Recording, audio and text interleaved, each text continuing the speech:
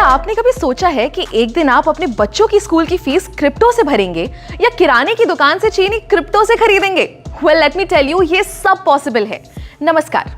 क्या आप भी हर जगह bitcoin, crypto currency, digital wallet जैसे शब्द सुन सुन के थक चुके हैं मगर समझ नहीं पाए कि आखिर ये है क्या? डोंट वरी, मैं पलक यादव आपको बताऊंगी कि आखिर ये क्रिप्टो क्या है। जी के डिजिटल शो में हम बात करेंगे आज डिजिटल मनी की।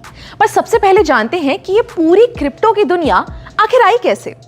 सबसे पहले था बार्टर सिस्टम, जैसे गेहूं के बदले जूते, आम के बदले सेब या नमक के बदले चाय। मगर क्योंकि ये सिस्टम में बहुत सी दिक्कत थी, जैसे कोई आम के बदले सेब ना ले तो फिर मुद्राओं का इस्तेमाल शुरू हुआ। सोने के, चांदी के, तांबे के और भी तरीके के सिक्के इस्तेमाल होने लगे।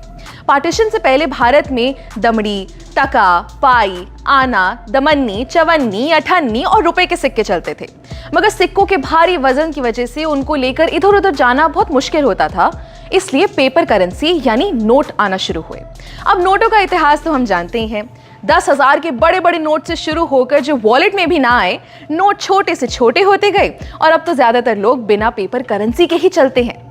आज से 5-6 साल पहले किसी ने सोचा भी नहीं होगा कि सिर्फ एक क्यूआर कोड को स्कैन करके किसी को पैसे भेजे जा सकते हैं। मगर आज पेटीएम, गूगल पे, फोन पे हर दुकान नुक्कड़ पर मिल जाएगा।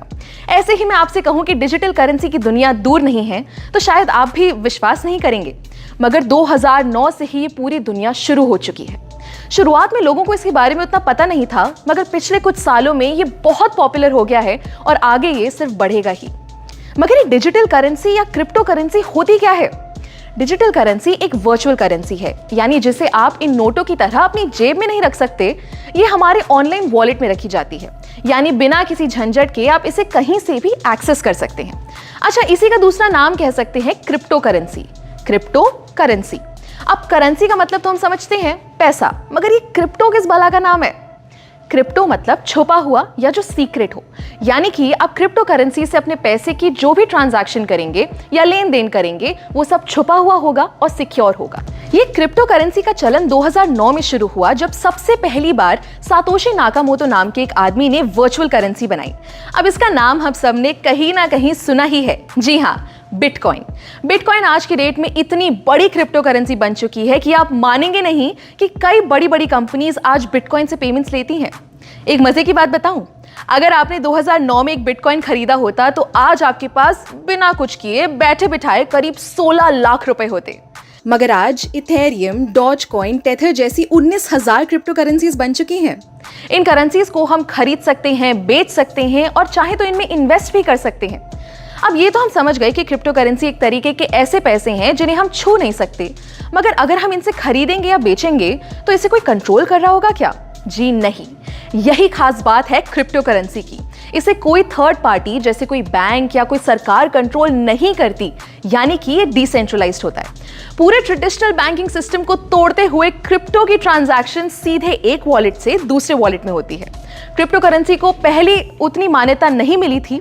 भारत जैसे कई देशों में इसका इस्तेमाल बैन था, मगर धीरे धीरे बहुत से देशों में ये लीगल हो चुका है।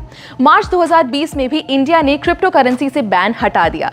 यहां तक कि हमारी फाइनेंस मिनिस्टर निर्मला सीतारमण ने 2022 के बजट में डिजिटल रुपी लॉन्च करने की बात की है। जी हाँ, भारत की पहली डिजिटल करेंसी।